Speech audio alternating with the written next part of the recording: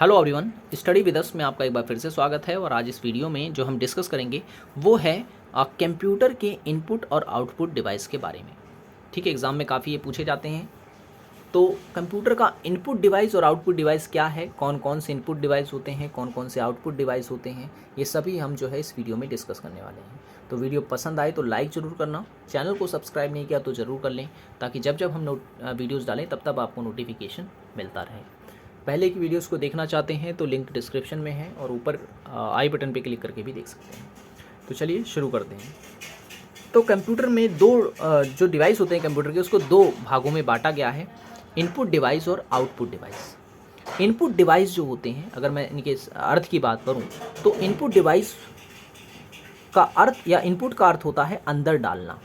ठीक है, अंदर डालना मतलब ये कि जब हम कोई भी डेटा अपने कंप्यूटर में डालते हैं और जिस डिवाइस से हम वो डाल रहे हैं उस डिवाइस को हम कहेंगे इनपुट डिवाइस। तो हम साधारण शब्दों में कह सकते हैं कि जिससे हम डेटा को कंप्यूटर में डालते हैं वो इनपुट डिवाइस कहलाते हैं। अब इनपुट डिवाइस में कौन कौन से आ जाएंगे? माउस, बारकोड रीडर, जॉयस्टिक और कीबोर्ड। इसी के सहायता से हम देखें, माउस है, माउस से हम कुछ भी चीज़ क्लिक करते हैं, कुछ भी कॉपी या पेस्ट करते हैं।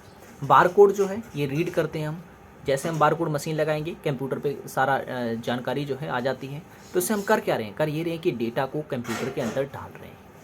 ठीक है, कीबोर्ड है, आपने कुछ भी दबाया वो कहाँ जाएगा? कंप्यूटर के अंदर जाएगा। जॉयस्टिक है, आप कहीं भी इसे हिलाते हैं, कहाँ जाएगा? कंप्यूटर के अंदर। तो ये सब वो डिवाइस हैं जो कि डेटा को कंप्यूटर के अंदर डालने का काम करते हैं, इसीलिए इसे इनपुट डिवाइस कहते हैं। नेक्स्ट है आउटपुट डिवाइस। आउटपुट का मतलब होता है बाहर निकालना। ठीक है, तो जो डेटा को, वो डिवाइस जो डेटा को कंप्यूटर से बाहर निकालने का काम करता है, उस डिवाइस को हम कहते हैं आउटपुट डिवाइस। ठीक है, तो आउटपुट डिवाइस अब कौन कौन से हैं? स्पीकर, मॉनिटर, ईयरफोन, प्रिंटर और प्रोजेक्ट। स्पीकर आपने देखा होगा, आप कंप्यूटर में कोई भी गाना चलाते हैं तो जो आवाज़ के रूप में बाहर आ रहा है, ठीक है ना, कंप्यूटर से वो बाहर आ रही है ना, तो बाहर आवाज़ जो आ रही है ये किस डिवाइस से आ रही है? स्पीकर से आ रही है। तो स्पीकर इसलिए आउटपुट डिवाइस है। मॉनिटर, मॉनिटर भी एक आउटपुट डिवाइस है। क्यों? क्योंकि आप कुछ भी चीज़ देखना चाहते हैं तो मॉनिटर आपको दिखा रहा है। आपने कीबोर्ड पे लिखा कि कोई वीडियो देखनी है, अब जैसे ही आपने लिखा कंप्यूटर ने उसको वीडियो दिखा दी आपको, ठीक है ना, आपको वो वीडियो जो है दिखा दी। तो अब मॉनिटर ने काम क्या किया? मॉनिटर ने काम ये किया कि डेटा को बाहर निकालने का। तो इसलिए ये भी जो है आउटपुट डिवाइस के अंतर्गत आता है। ईयरफोन भी बिल्कुल वैसे स्पीकर की तरह है।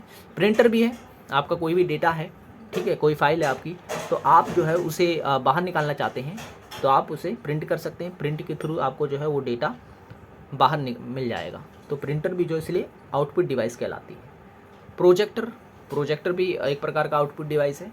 आप कोई भी चीज़ जो है प्रोजेक्टर के थ्रू बाहर दिखा सकते हैं, कोई भी डेटा वगैरह आपका कंप्यूटर का। तो इसलिए ये भी जो है आउटपुट डिवाइस का एग्जांपल है। ठीक है, अब यहाँ पर मैंने एक डायग्राम सा बना रखा है, क्योंकि कुछ ऐसी डिवाइस हैं जो इनपुट और आउटपुट दोनों ही होती है। ठीक है, इनपुट और आउटपुट दोनों ही होती है, मतलब ये कि वो डेटा को कंप्यूटर में डाल भी सकती हैं और डेटा को कंप्यूटर से निकाल भी सकती हैं। ठीक है, वो डिवाइस कौन कौन सी हैं? तो वो डिवाइस है CD, ठीक है, DVD, कैमरा, टैब और पेन ड्राइव। अब CD देखें, आप डेटा कुछ डालना चाहते हैं तो आप CD से निकाल भी सकते हैं, आप डेटा कुछ निकालना चाहते हैं तो आप जो है निकाल भी सकते हैं। ठीक है, तो दोनों काम कर रहा है। DVD भी बिल्कुल ऐसा ही है, कैमरा भी बिल्कुल ऐसा ही है। आप कोई भी चीज़ फ़ोटो खींच लें, यानी कि आपने उसको इनबिल्ड कर दिया, यानी इनपुट कर लिया उसका, और जब आप उसकी फ़ोटो निकाल लेते हैं तो वो आउटपुट हो गया।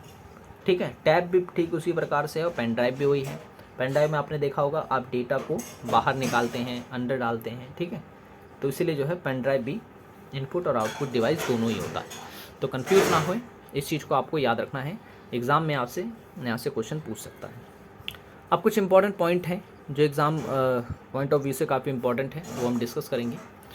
ठीक है, पहला ये कि भारत में पहला कंप्यूटर जो है वो कब कहाँ लगाया गया था?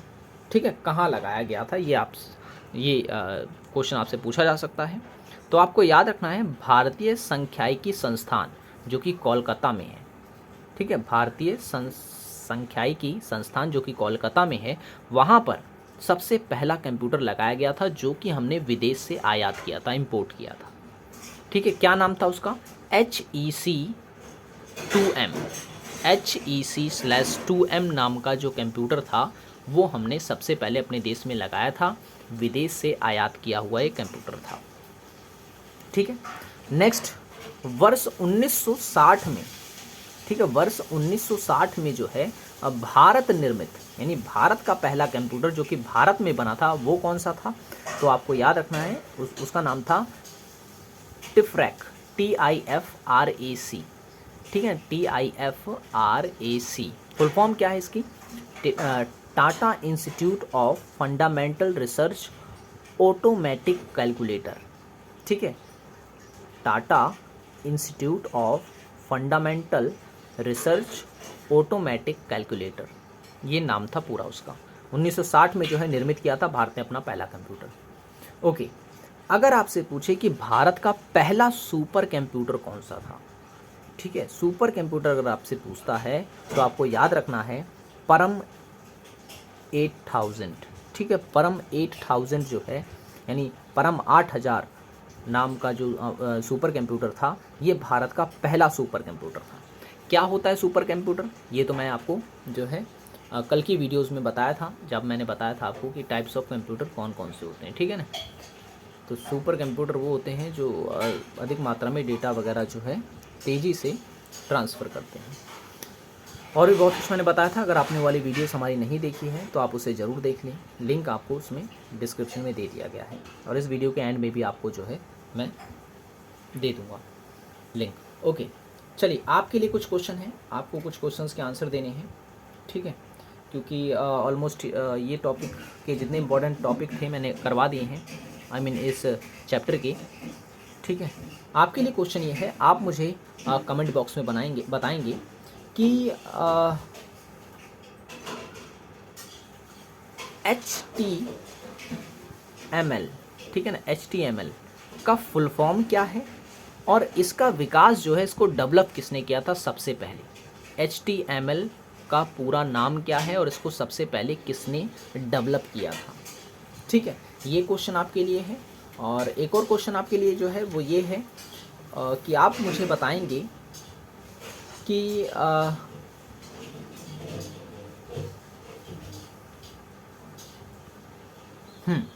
SMPS का फुल फॉर्म क्या है?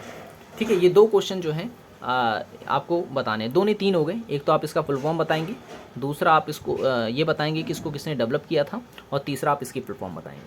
तो इनके आंसर जो है आपको कमेंट बॉक्स में लिखने हैं। देखते हैं कौन सबसे पहले आंसर देता है। सो आज की वीडियो में इतना ही, मिलेंगे नेक्स्ट वीडियो में। Thanks for watching this video.